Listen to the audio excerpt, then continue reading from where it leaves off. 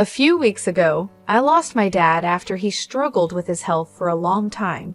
My name is Kelly, and sometimes I find myself wishing I could have introduced him to his grandchildren. This thought always brings a heavy sigh. 5 years ago, when I was 37, I got married. On that happy day, my dad and I made a special promise I would be the first to tell him if I was expecting. Sadly, that's a promise I will never be able to keep, and it's the biggest regret I have about my dad. His illness was discovered a year ago, and since then, I did everything I could to be there for him. I visited our childhood home more often, spent many hours at the hospital with my mom, and made sure to call or video chat even more. Despite all of this, I sometimes wonder if it was enough.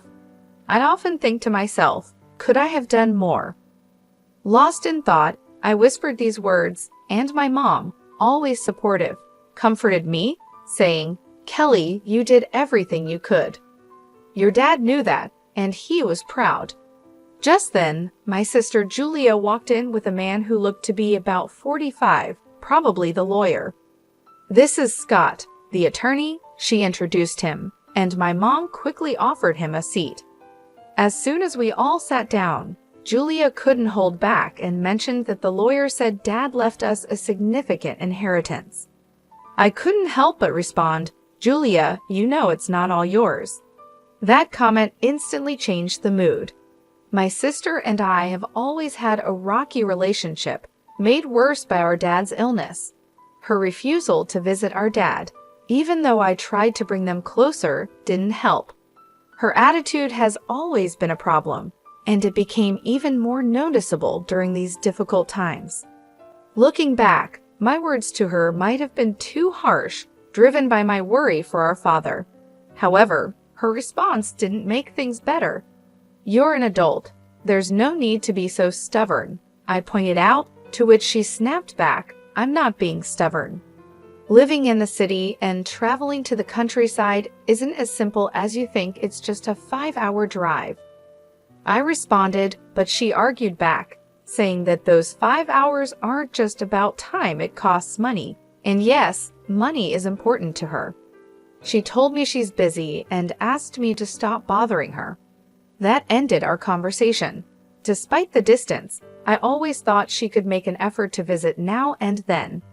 This belief was a big reason why our relationship started to fall apart. In the end, she never visited our father, and the distance between us only grew. The tension in the room increased until the lawyer stepped in and suggested we all take a moment to calm down. I apologized, saying, "I'm sorry," which seemed to make things a bit better. The lawyer then explained, "As I mentioned over the phone, I'm here about your father's will." My mother, looking confused, asked quietly, "When was this arranged?" The lawyer replied, "A few weeks before he passed. Your father reached out to me. He asked you to come to the hospital?" My mother asked. The lawyer answered, "Yes, I drafted the will there with him, and his primary doctor was there too. It was arranged that the doctor would notify me after your father passed, which is why I contacted you now."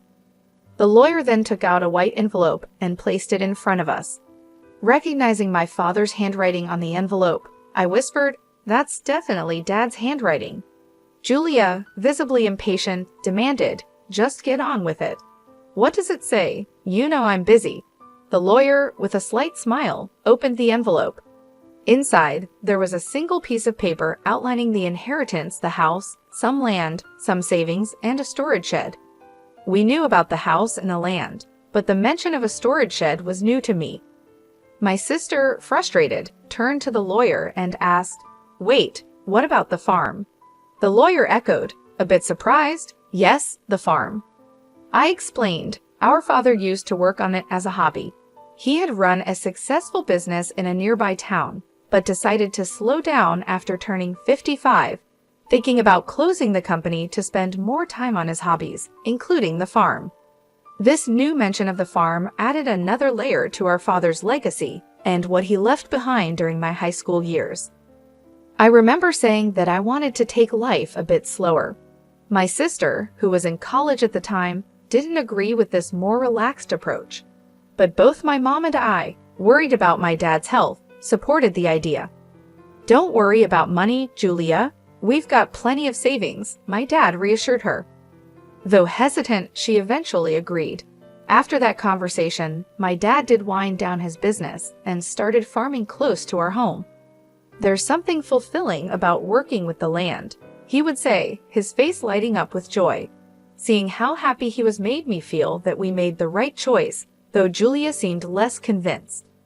Despite promising to come back home after graduation, Julia chose to build her career near her university and eventually married the CEO of an IT firm she met through her job.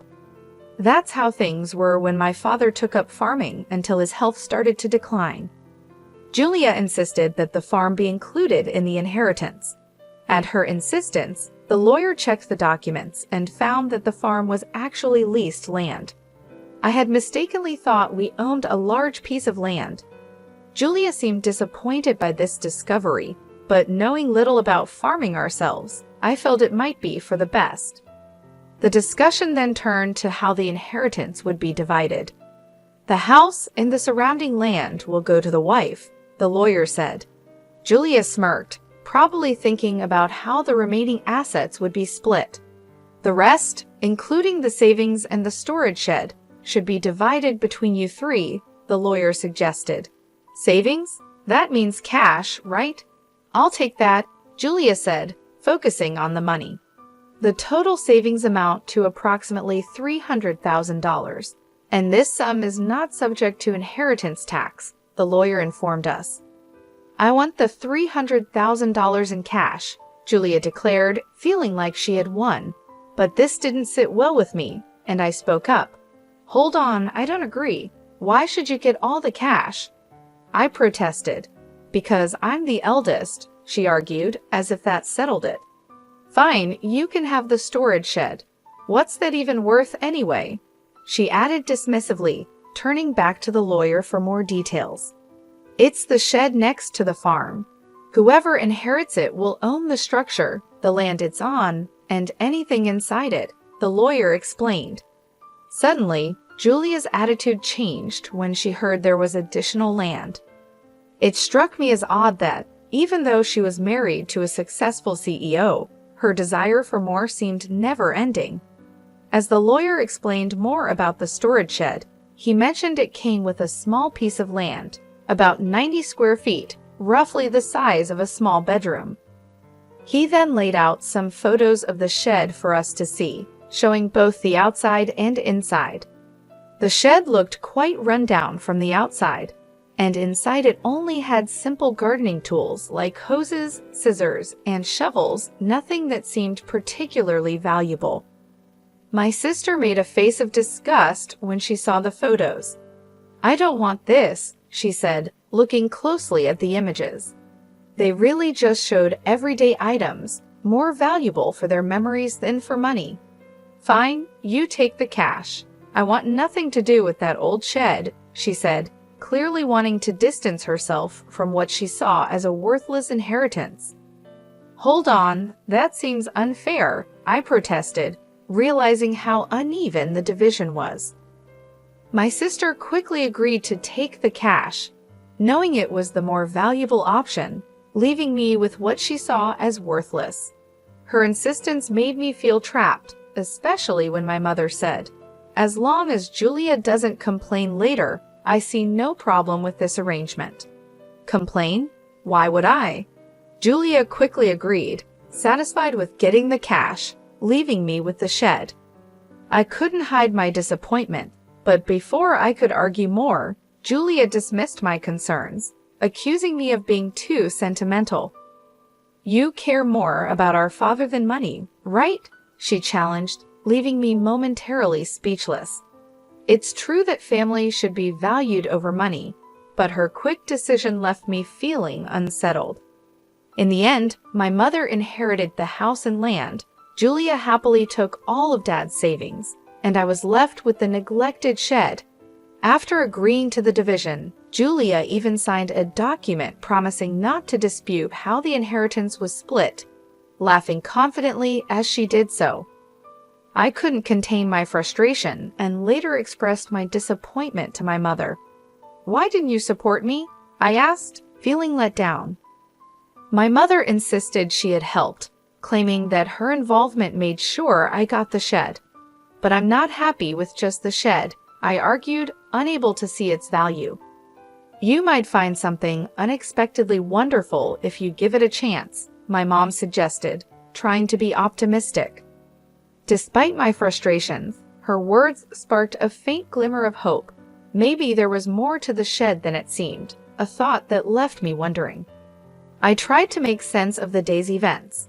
After getting the key from the lawyer, I walked to the shed, which was beside a field about 15 minutes away from our house.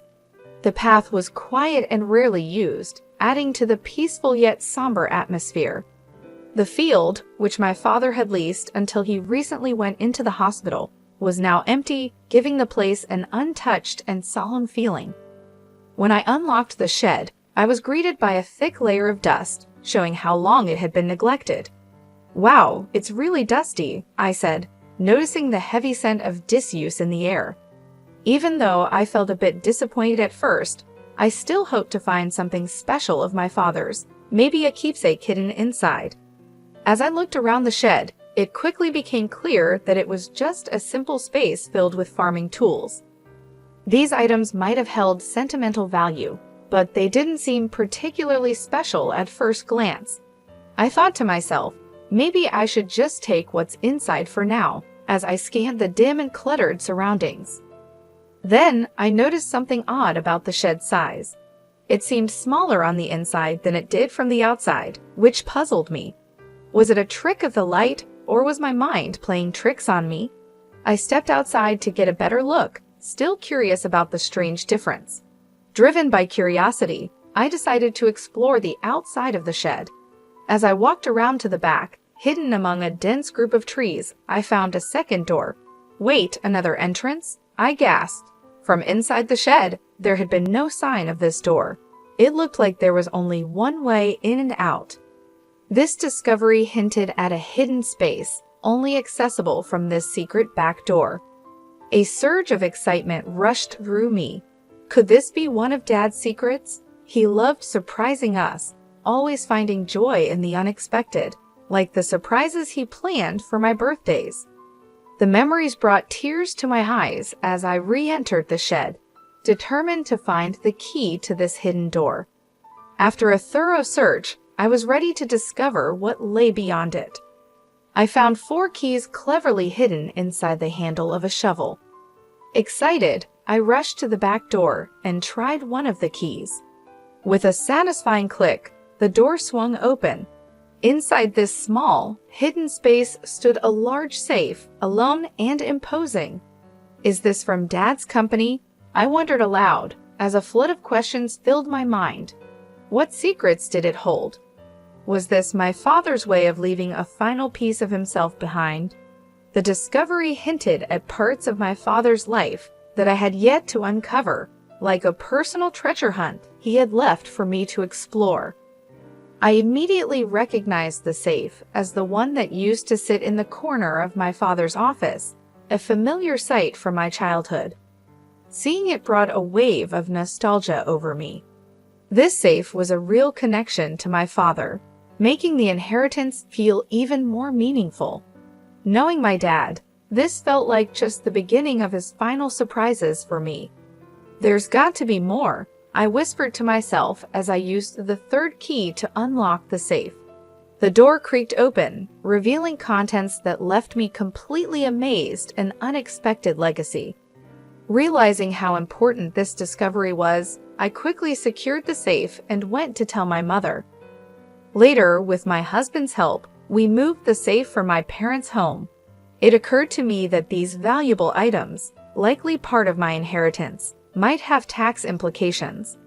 Wanting to handle this properly, I decided to seek legal advice. Following the lawyer's suggestion, I contacted a certified public accountant, CPA, recommended by a friend to help navigate the possible tax issues. This professional took care of the complicated details, making sure everything was in order. A year passed as we dealt with these matters when, unexpectedly, my sister showed up at my home. Her visit was surprising, especially considering our strained relationship over the inheritance. I was just in the area, she claimed, but her uneasy behavior and the fact that we lived 20 minutes apart made her visit seem less than casual. Despite our complicated history, I invited her in. After serving coffee, she seemed restless and finally asked, "Did you win the lottery or something?" Her question puzzled me. I never played the lottery, and it wasn't the time for my husband's holiday bonus. "What are you getting at?" I asked, trying to understand her point. I finally asked her to clarify her strange accusations.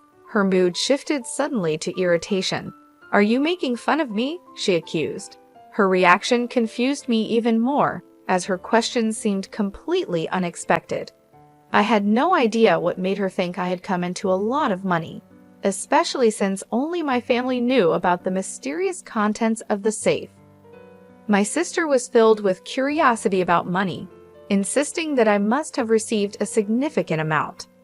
She told me about a recent conversation with our aunt in the city, who unknowingly sparked her curiosity. Our aunt mentioned receiving a $5,000 gift card from me as a thank you for visiting our father during his illness. This gesture led my sister to wildly speculate that I had stumbled upon some unexpected fortune. "You've come into some money, haven't you? Just admit it," she pressed, looking for answers. Understanding what had led to her questions, I sighed, which only irritated her more. "What's with the attitude? Are you making fun of me?" she demanded.